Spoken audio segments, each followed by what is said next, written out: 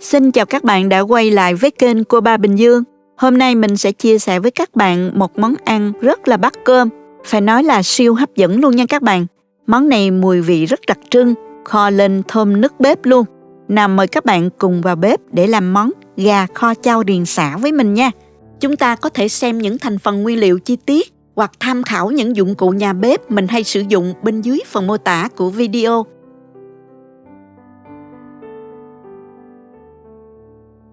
Hôm nay mình dùng 2 cái đùi gà khoảng 800 g. Món này các bạn có thể dùng đùi gà hoặc là nguyên con gà đều được hết nha. Gà mình đã rửa sạch với muối loãng và sau đó rửa lại thật sạch và để cho ráo nước. Bây giờ mình sẽ chặt gà ra thành từng miếng vừa ăn. Đùi gà này nó hơi lớn á, nên mình chặt dọc trước rồi mình chặt ngang lại một lần nữa thành những miếng nhỏ như thế này ha. Sao cho miếng gà vừa, không quá nhỏ cũng không quá to để khi ăn dễ gắp là được ha.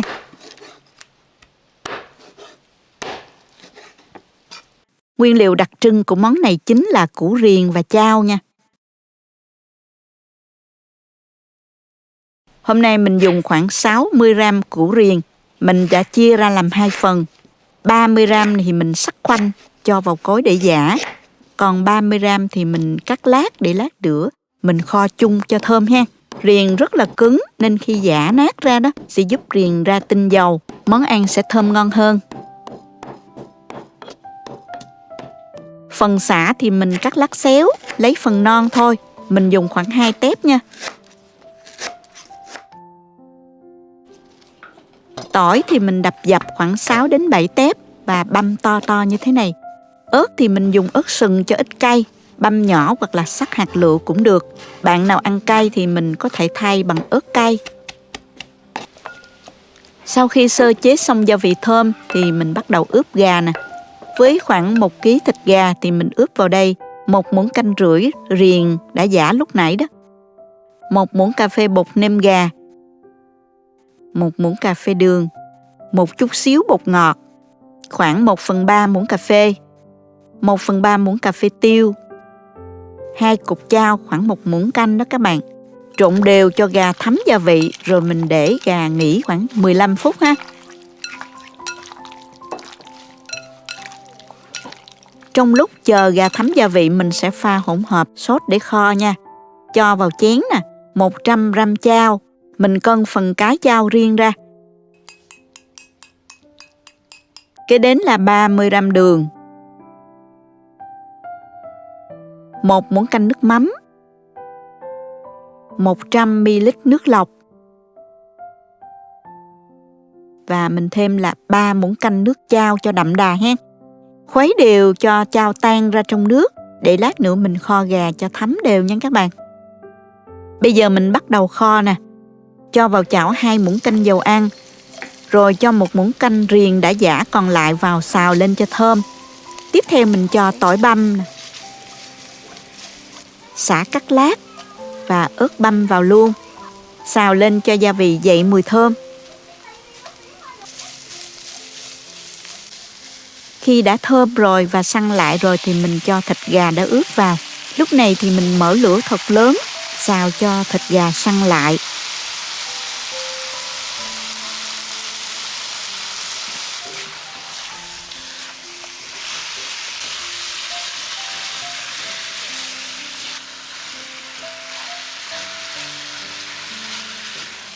Khi gà đã săn lại như vậy thì mình cho toàn bộ chén sốt chao đã pha vào chảo luôn nè.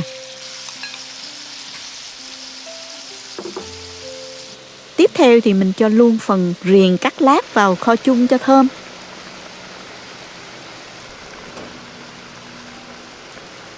Trộn đều cho thịt gà thấm sốt. Đậy nắp lại và hạ lửa vừa và mình kho cho gà mềm và thấm gia vị ha. Sau 15 phút thì mở nắp ra, trộn đều cho thịt gà thấm gia vị hơn. Lúc này mình không đậy nắp nữa nha. Và hạ lửa xuống dưới mức trung bình và kho riu riu thêm khoảng 20 phút nữa. Phải nói là lúc này căn bếp rất là thơm luôn đó các bạn. Chưa ăn là đã thấy hấp dẫn rồi đó.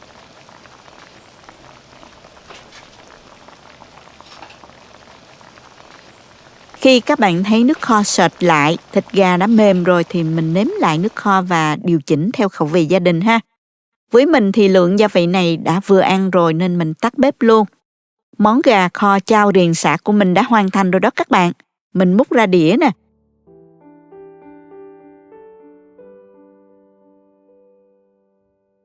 Trang trí thêm vài lát ớt và một ít rau thơm nữa cho đĩa gà nhìn hấp dẫn hơn. Phần nước kho còn lại nó sánh vừa như thế này, không quá nhiều cũng không quá ít, để chan cơm rất ngon. Món này có mùi thơm đặc trưng của chao kết hợp với riềng và sả. Vị béo của chao hòa với gia vị được nêm nếm mặn ngọt rất hài hòa. Thịt gà mềm và thấm gia vị rất sâu, nước kho béo và thơm lắm luôn. Bảo đảm làm món này kho ăn cơm là hết sảy, rất đưa cơm. Nhà mình ai cũng thích món này. Chúc các bạn làm món kho này thật ngon và có những bữa cơm gia đình thật đầm ấm. Cảm ơn các bạn đã xem hết video.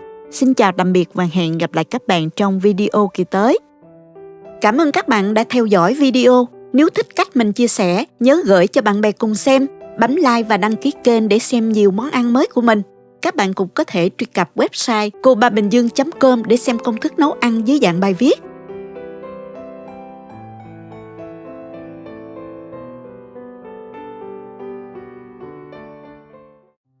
Xin chào các bạn đã quay trở lại với kênh Cô Ba Bình Dương. Hôm nay chúng ta sẽ cùng nhau vào bếp để thực hiện một món ngon từ thịt gà, món gà ram mặn.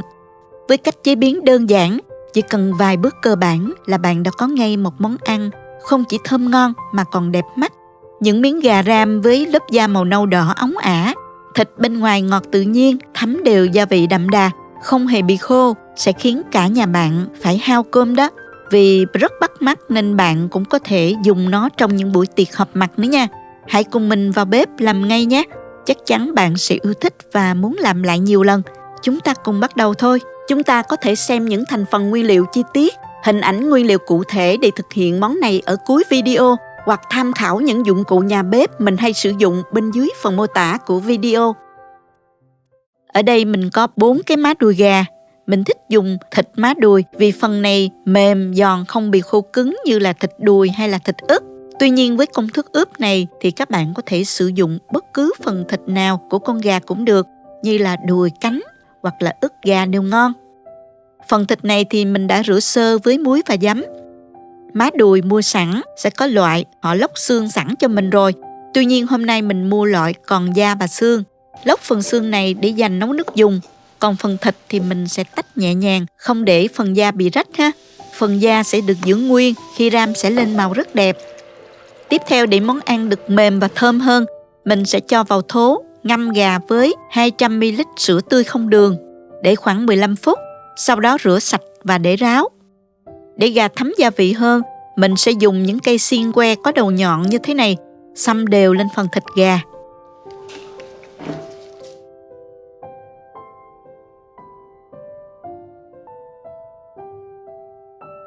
Tiếp theo sơ chế một số nguyên liệu để pha sốt ướp. Mình sẽ cắt hành và tỏi, cho vào cối giã nát.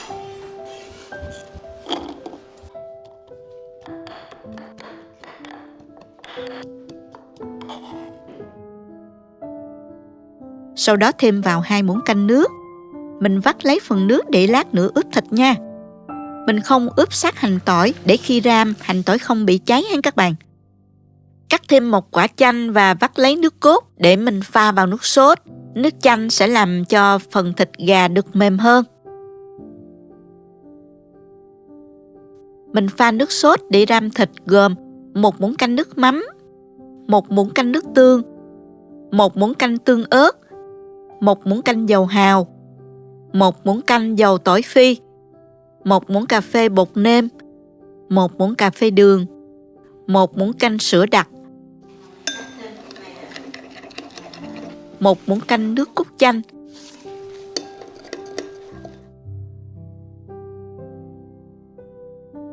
1 muỗng canh nước màu đường, 1 muỗng canh bột màu điều đỏ. Hòa tan cho các gia vị hòa trộn vào với nhau. Bây giờ mình cho 2 muỗng canh nước sốt vào thịt gà.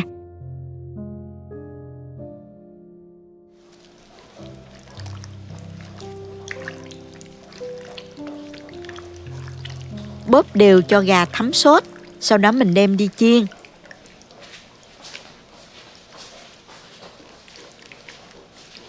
Cho một ít dầu vào chảo. Và mình chiên trên lửa vừa.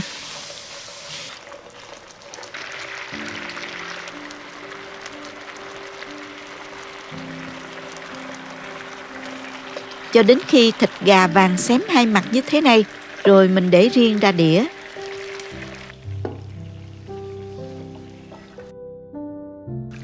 Tiếp theo mình đổ phần dầu thừa trong chảo ra và cho gà lại vào trong chảo.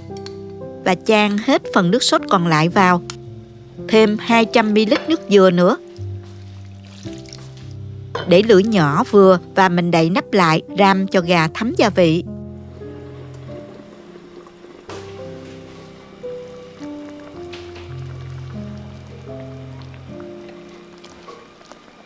Trong quá trình ram thì mình nhớ trở đều hai mặt để cả hai mặt của miếng gà đều thấm gia vị và lên màu đẹp nha.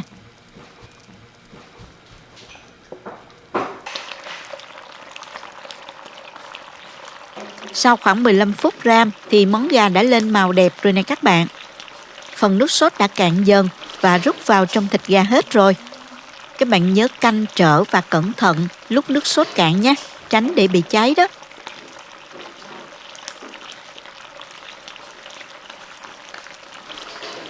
Cả phần da gà và phần thịt gà đều có màu nâu đỏ óng ả, bóng bẩy rất là đẹp mắt, có mùi vị rất thơm nữa. Mình cắt nhỏ và dọn ra đĩa để dùng cơm thôi.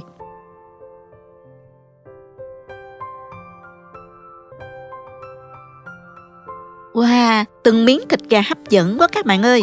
Phần da nâu vàng bóng bẩy đẹp mắt, nhìn thôi đã thèm rồi nè. Không chỉ đẹp mà phần da này còn thấm gia vị, hấp dẫn lắm nha. Phần thịt bên trong mềm mại, mọng nước, không hề bị khô và cũng được thấm đều gia vị.